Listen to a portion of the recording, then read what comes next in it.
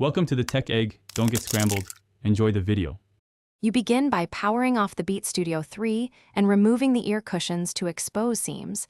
This prevents shorting and lets you see loose components. Once done, remove the visible screws and peel back the headband cover slowly. It's often held with adhesive. Make sure to keep each fastener organized because reassembly depends on their order.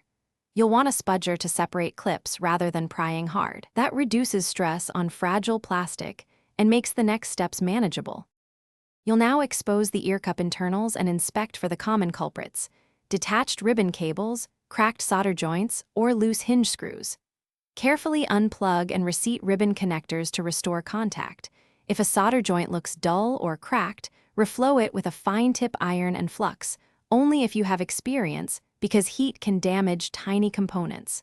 Once electrical contacts are solid, use thin double-sided tape or Kapton to secure the PCB, and replace any missing adhesive so parts don't shift when you reassemble in reverse order, aligning clips and snapping covers back together while ensuring wires are routed away from hinges. This prevents future chafing.